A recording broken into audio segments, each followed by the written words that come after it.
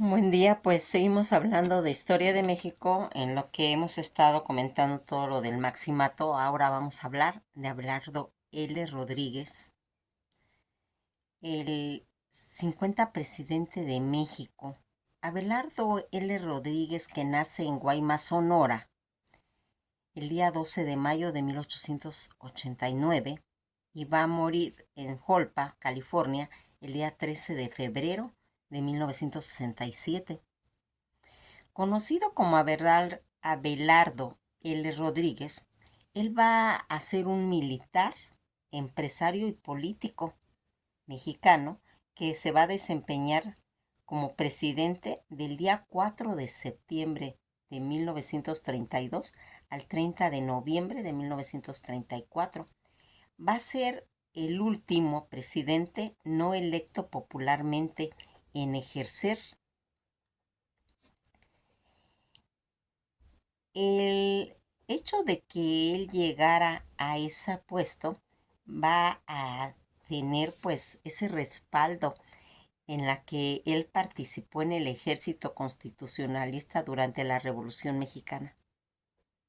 Fue gobernador del territorio norte de Baja California en 1923 a 1930 y secretario de Guerra de Marina en 1932 y secretario de Industria, Comercio y Trabajo en 1932 también.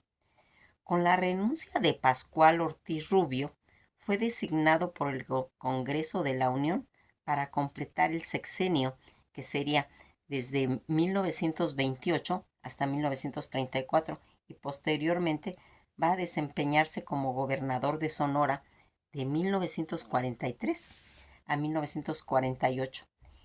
En los primeros años de su vida, Abelardo Rodríguez provenía de una familia pobre de Sonora. Fue uno de los 10 hijos del comerciante y después militar Nicolás Rodríguez y Petra Luján. Su familia se va a trasladar a Nogales, ciudad en la que realizó pues sus estudios primarios que no concluyó. Trabajó en Cananea como operador de minas de cobre. Se va a trasladar a Durango con los parientes de su papá. Trabajó en unión con su hermano Fernando como comerciante en el ramo pues de la ferretería. Su deporte favorito siempre fue el béisbol. Estando en la frontera vio la oportunidad de mudarse a los Estados Unidos, donde residió pues algunos años. Ahí conoció y experimentó el estilo de vida norteamericano, donde estudió canto y realizó diversas actividades. Su estancia en ese país lo motivó a pensar y actuar y adoptar ciertas formas estadounidenses, como la de llevar su apellido, por lo que desde entonces utilizó Abelardo L. Rodríguez. Regresó en 1909 a la edad de 20 años como aprendiz de garrotero en Navojoa, que ascendió más adelante a inspector de ferrocarril. Toda la situación en lo que va a comprender su vida en los aspectos militares, él se va a incorporar como comandante de la policía en Nogales. Encontró al país en plena, pues se puede decir, lucha revolucionaria. Luchó a partir del día 1 de marzo de 1913, cuando se enlistó en las fuerzas de Álvaro Obregón en el ejército constitucionalista, pues que combatía al presidente Victoriano Huerta, acusándolo pues de usurpar la presidencia y de asesinar a Francisco Ignacio Madero. Rodríguez ascendió pues rápidamente, participando en varias batallas como la toma de Culiacán. Estuvo en la campaña del Bajío, suprimió en Sonora un levantamiento yaqui y combatió al ejército zapatista. Va a participar en la campaña de Benjamín Hill hacia la Ciudad de México, donde en 1916 lo ascendieron a coronel. Ya en 1920 secundó el plan de Agua Prieta con Rafael M. Pedrejo, mismo que destituía al presidente Venustiano Carranza. El 21 de mayo de 1920 fue ascendido a general brigadier y comisionado pues para controlar a Esteban Cantú, que no aceptó al recién nombramiento del presidente interino Adolfo de la Huerta en de junio a noviembre de 1920, y en 1921 fue designado jefe militar del territorio en Baja California. Las cuestiones en las que él se manejó en cuestiones políticas, ya gobernador de Baja California desde 1923 a 1930, después de 3 años de inestabilidad política ante la salida de Esteban Cantú, que fue en 1920 y que había pues gobernando pues más de 5 años. En 1923 fue nombrado por el presidente Álvaro Obregón, su antiguo comandante en el ejército constitucionalista, como gobernador general del territorio de Baja California. Desarrolló una política de recuperación en cuestión de finanzas públicas, afectada pues toda esta rebelión huertista en la que combatió. También fomentó la educación, la construcción de carreteras, la agricultura, la industria y la reforma agraria, la construcción de caminos y canales, en las que pues se va viendo su experiencia, que va pues a ir reforzando toda esta situación.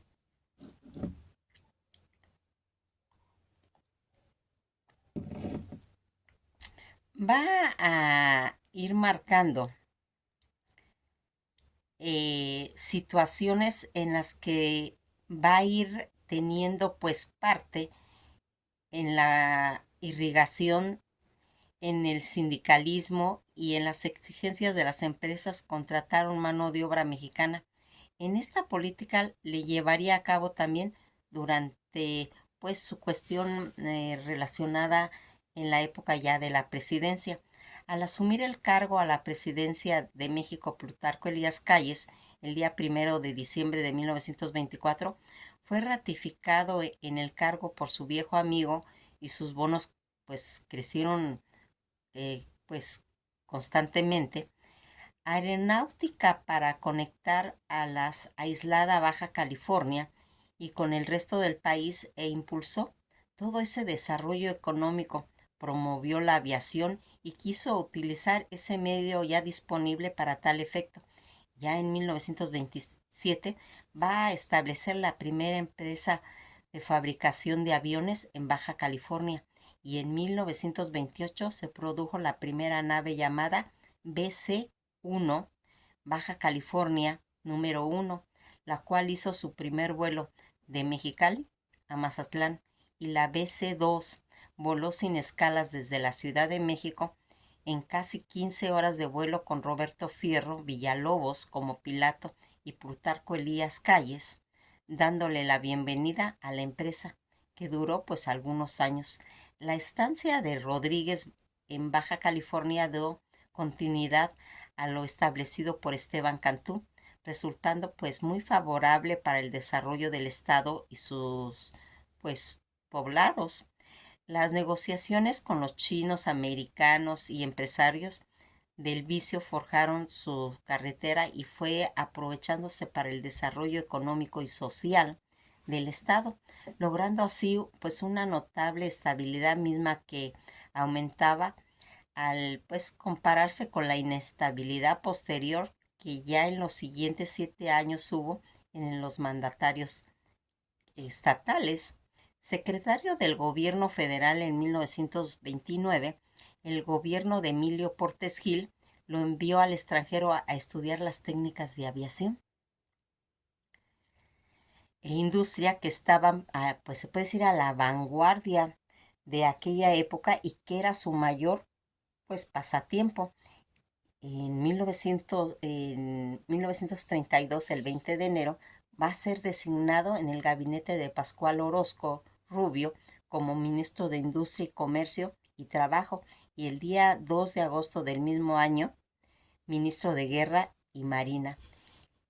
En 1932 a 1934, ya en el nombramiento a la presidencia, que sería el 2 de septiembre de 1932, el día siguiente de su segundo informe presidencial, el presidente Pascual Ortiz Rubio presentó su renuncia bajo el cargo de que algunas personas no lo dejaban ejercer sus facultades constitucionales de primer mandatario, y de acuerdo con el artículo 86 de la Constitución, el Congreso de la Unión debía aprobar la renuncia del presidente, y la misma tarde en la que fue presentada al Congreso, aceptó la renuncia de Ortiz Rubio y la renuncia de Pascual.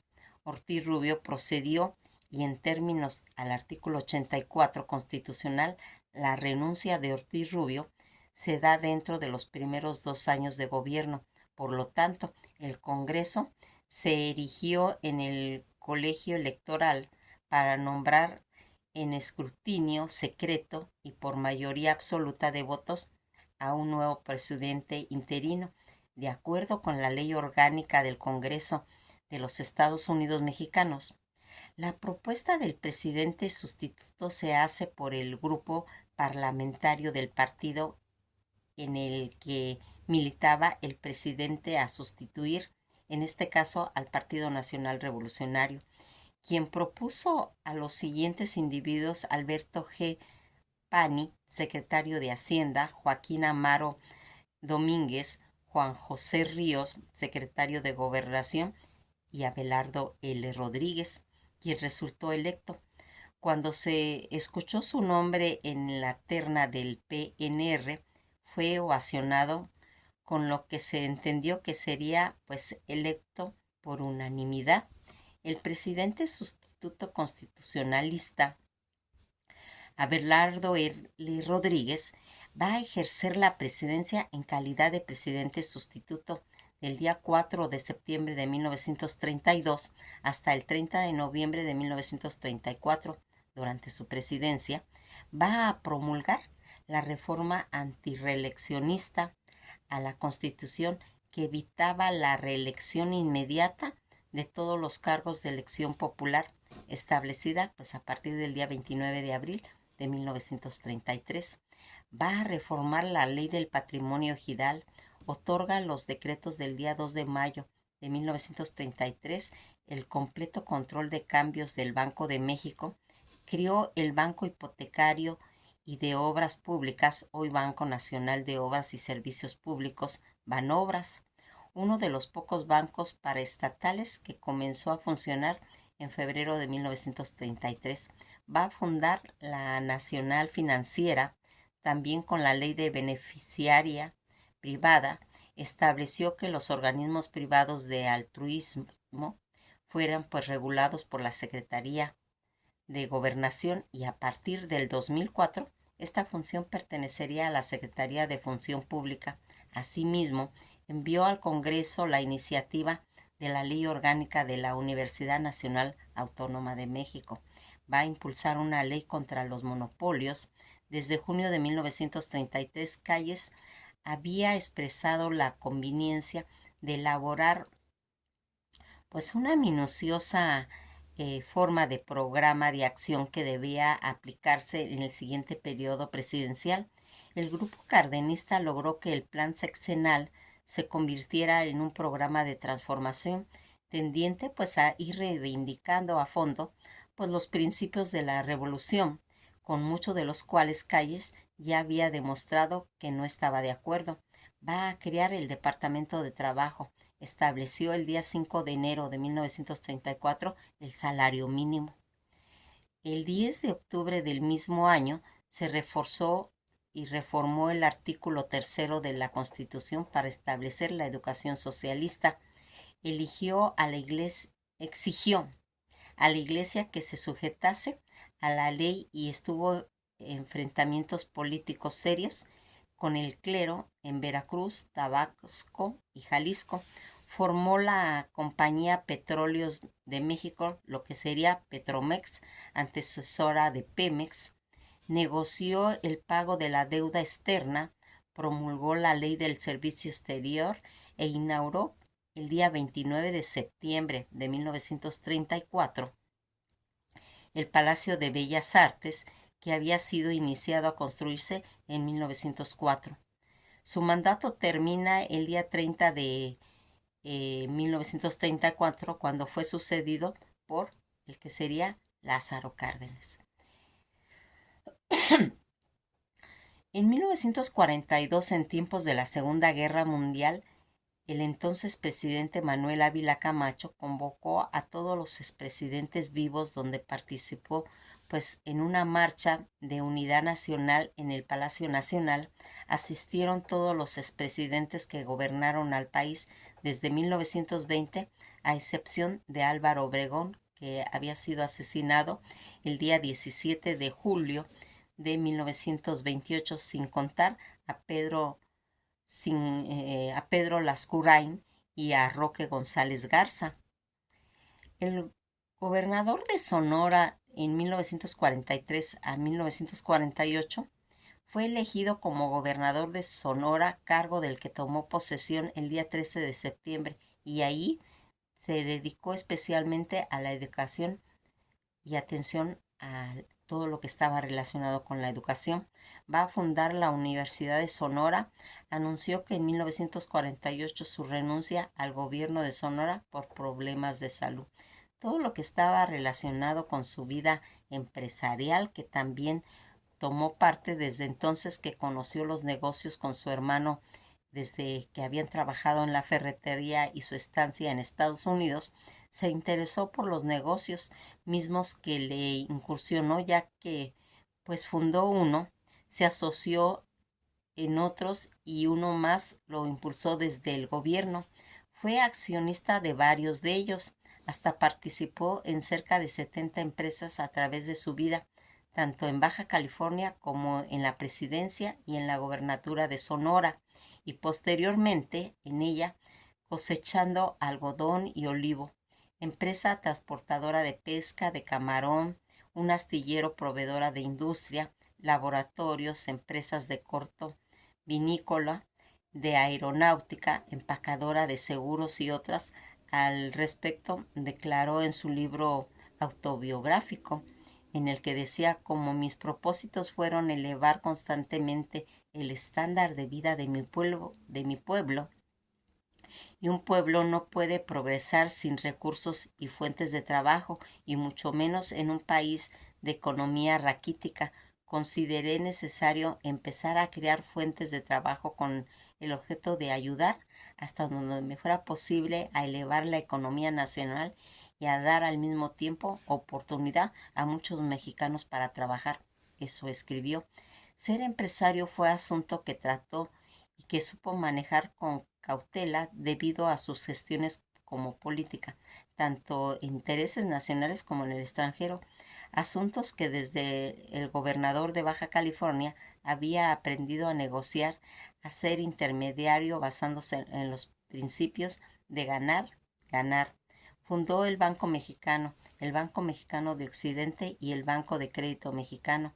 Va a establecer la Pesquera del Pacífico, Atún Mexicano y Astilleros Rodríguez en Ensenada, Baja California.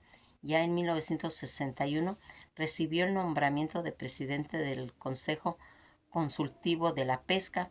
Impulsó con otros socios el cine mexicano con la empresa Crédito Cinematográfico Mexicano, accionista minoritario de la empresa española México-Argentina y Estudios Tepeya, así como otras 12 empresas cinematográficas, más de 3 teatrales y 2 de radiocomunicación, 2 de impresión y una de fotografía. Ya en 1940 se había convertido en uno de los empresarios prósperos de México.